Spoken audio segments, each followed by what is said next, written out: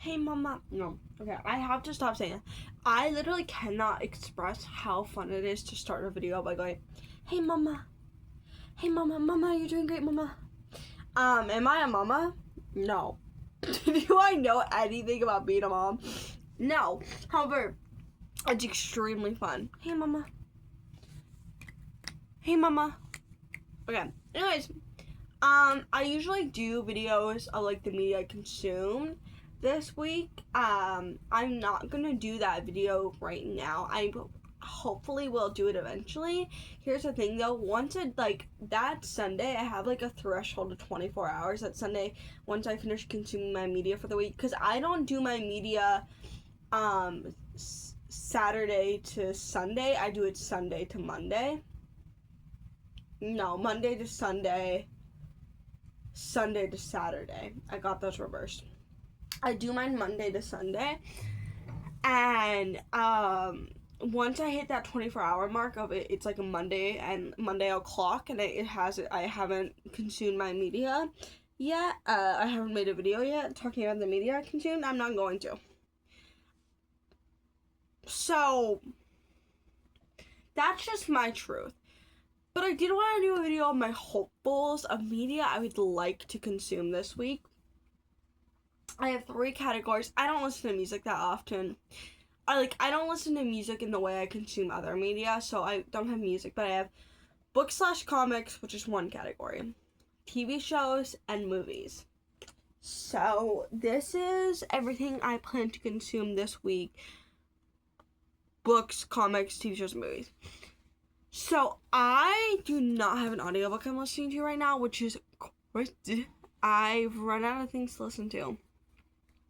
There's too much romance that's readily available to me, and I don't want to read any romance. I have nothing against romance. I think it's a great genre. I don't want to read it. But Flowers in the Attic, which is like an unhinged book that came out in like the 80s, it's weird. The audiobook comes in 6 days, so tomorrow will be 5 days. So I probably won't even start that one till the end of this week, but that's going to be my audiobook of this week leading into next week. Then I'm just gonna focus on my physical reads. I have 1 physical book I'm reading, which is The Handmaid's Tale. At first, I really want to binge this book because it is that good that it is binge worthy. However, I like taking my time with it. I feel like most of the books I read, because I get them from the library. I'm sorry if you can hear my dog barking. Most of the books, because I get them from the library, I have to go. Or I just tend to read books really fast, especially if I'm listening on audio. That's really nice to just take my time with the book. So really enjoying this, really loving this. It's such a good book. It's also sometimes you'll read a book and you'll be like, and that's okay. And sometimes you'll read a book and go, I am the smartest person alive. I imagine that's how people who read nonfiction feel, and this is one of those things that feels nonfiction, even though it's a fictional story, because it's so rooted in reality. There's a couple of books like that take The Deep by River Solomon is a great example. It's about mermaids, which is, to my understanding, fictional, but it's talking about the Atlantic slave trade and women that got thrown over in the Atlantic slave trade, and it feels, in that sense, not fictional because it's educating you. All books educate you. If you're reading a book, you're getting educated. Some of the stuff I don't need to get educated about, so I'm taking a break from that, but loving this book. For comics, I have a couple. The only one I don't own physically, I don't own any, these are all libraries. The only one I don't have physically is the last book in the Gotham by Gaslight series. I do not like this series. It is not good. I've given every single book 2 stars. I don't enjoy it. However, I'm going to finish it. But for the books I have from the library, I have this Batman book. This is the one I will most likely not get to. It's short. It's I could easily read it in a couple hours. An hour probably. I don't know. I'm a slow reader when it comes to physically reading. But I could probably read this in a couple hours. I just don't know if I can get around to it. I would like to, though. Again, I just don't know. I have other things that are priorities. But, and I'm going to the library either Wednesday or Thursday, so I have until then to read this. And it's also the one I'm least excited for. This is a comic about Gaza and Palestine. That's all I know about it. I really recommend if you like. I really struggle with nonfiction, but I like want to stay educated on like important topics that are happening in like day-to-day life. Graphic novels are a great way to go. Don't ever make people like let people make you feel bad for like reading graphic novels, because they are a great way to go. My favorite graphic novel I've ever read is The A Word, which is a graphic novel about abortion, and it's so informative. I've always been pro-choice, but it really, like, sometimes you believe something, and you're like, in my core, I know I'm correct about this. I just don't have all the evidence to prove I'm correct about it, and it was so relieving to, like, hear the evidence and be like, okay, yeah, I am correct.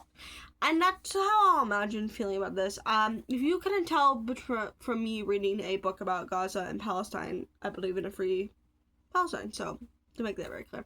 But I don't know a lot about it. It's not something we learned a lot about in school. I also live in Arizona, and we had the worst education in all of America.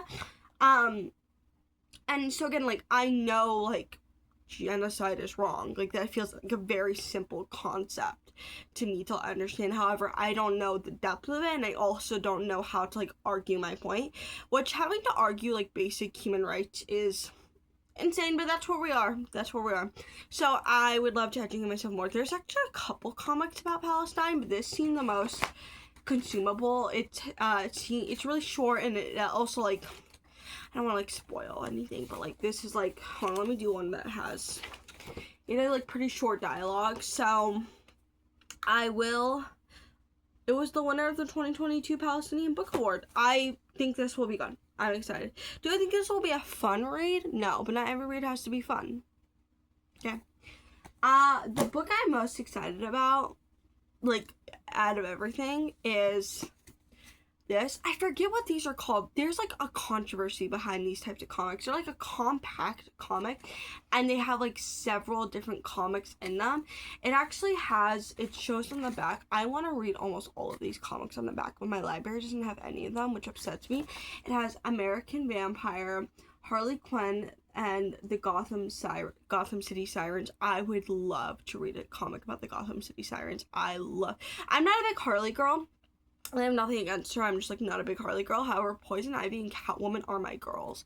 And then it has Catwoman, Trail of the Catwoman. I also want to read this one so bad because I love Catwoman. So this is like a type of comic that's like compact. I think that it's something. It's like the name is something. I am new to comics. Forgive me for not knowing everything. But people are like, I don't know. People who read love to argue. That's like I love reading. However, I don't recommend going on at least, like, this is kind of my opinion with all things. I don't ever recommend, if you're getting into a fandom, to get into the popular parts of the fandom. So, like, the creators with, like, 1 million followers, and, like, they're talked about and everyone in the fandom knows them. That's just my opinion. And again, there are really popular people who are chill. Jenna Marbles is one of the greatest humans alive. Have I ever met her? No, but I will die on that hill. And she is extremely popular. She also no longer posts, though. So, like, that, but every single content creator I, like, adamantly watch, it has less than, like, at least less than 1 million. I couldn't give you, like, but they do not have, like, over 1 million. Like, I don't even know if they have, like, over, like, 10K. That's just my opinion. But, like, Big Book Talk, it's, like, terrifying. Big Book Talk, like, the people on Book Talk is terrifying, and I think, like, it discourages people from reading, which is genuinely so unfortunate. However, there's people that are mad about this because they, like, I don't know why they're mad about it. But then the rebuttal I know is, like, these are such an affordable way to read comics because you don't have to buy, like, 7 different entries. You can just buy one, and that's, like, overall a cheaper price. So, that, I don't know. But the reason I wanted to get this Wonder Woman comic, this is my first non-Batman comic. She's branching out. She's branching out, guys. Here's the thing. Is it extremely fun to be a Batman fan? Because we get literally everything. All of our side characters get everything. Yes. However, I would like to know more about, like, Batman side characters that aren't just specifically Batman or the Robins. And also, like, female DC characters and female superhero characters. I am not a Marvel girl. That's just, like, not... I've never read a Marvel comic. I don't ever plan to. I'm just not interested. However, I really love DC, and I think DC has a lot of problems, and I think they have a lot of representation problems, and I think part of the way of, like, pushing back against that is supporting the communities that I think deserve more hype. So, superheroes of color, women, like, female superheroes, queer superheroes, trans superheroes, like, that's all, like, what we should be hyping up. And also, I just feel like it's extremely, like, loser behavior to only know about the men. And I'm calling myself out because, like, I only know about the male Robins. I don't know about any of the female Robins. And that's loser behavior on my part, and, like, I will be rectifying that. But the reason I specifically chose Wonder Woman is because I have a character who, like, I'm working on a novel. If you're like, you read a lot, do you write? I do. I write a lot, and I love it. And I've been writing since the 4th grade, since I was 10, which is almost a decade. I'm 19. So, I love writing.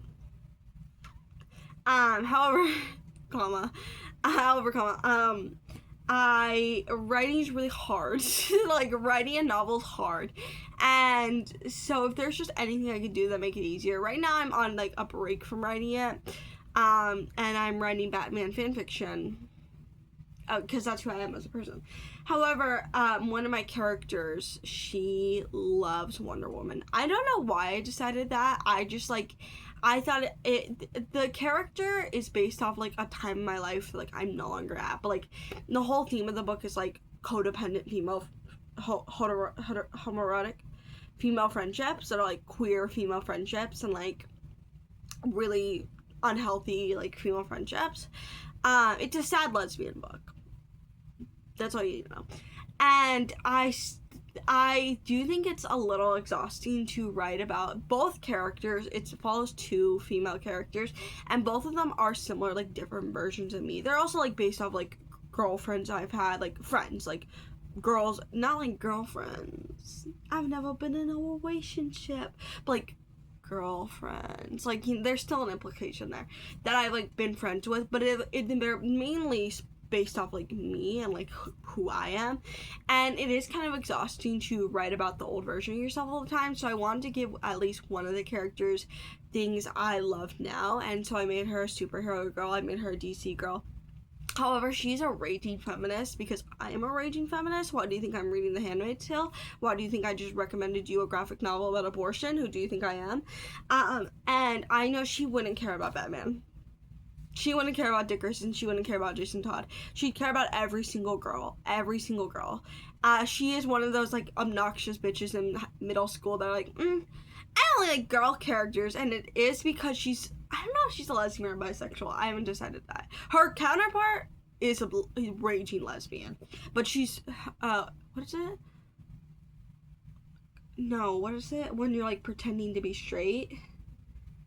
No, not heteronormative, but compact. She's compact. But I don't know if I'll say her name, Mila. I don't know. Mila and Scarlet are the 2 main characters. So I don't know if Mila is gonna be bi or lesbian. I don't know, but Scarlet is 100% lesbian. But Mila loves a woman. So Mila loves a woman, and she loves female characters, and she loves female main characters. So I made the executive decision that she loves Wonder Woman. It's funny, like, describing this. I have never told it to another person. I've told it to my Instagram story, which is kind of the same thing in a way. Sometimes you'll write a character and they'll tell you stuff, like, you don't decide who this character is. Writing isn't like deciding a character, it's figuring out a character. So that's just one of the things I figured out about her. I was like, yes, she loves Wonder Woman. And I love her so much. I think it's so cute. So I was like, I have to learn about Wonder Woman. And I don't expect to like take notes on this, but I would like to read like just a basic one. You have to start somewhere. I also find those videos of like where to start comics really helpful. Like if you want to read this character, what comics you should read and like what order you should read them. Very helpful. I wasn't able to find any for Wonder Woman. I didn't look really hard though. But I feel like this is a good Compact Comics. It says on here, the Compact Comics. I was right. This is like a good starting place. And also, Wonder Woman is so gorgeous. I will say another thing I don't love about DC is like she does not need to be looking this sexy. I'm not mad she looks sexy. I think she looks stunning. However, like, is that like a good outfit to fight in? You know? The sexualization of female superheroes. That's all I'll say. For TV shows, tomorrow my goal is to finish Widow's Bay. I just finished Batman Beyond. Incredible. That was an incredible TV series. I did a whole video about it if you want to watch it. But the goal is to finish Widow's Bay tomorrow, and then I'm trying to like, I talked about this a lot, so I'll make it brief. I'll actually make it brief. I'm trying to give myself like a morning TV show and then like an afternoon TV show, and then nighttime is like movie time. That's just how it works for me. I am unemployed.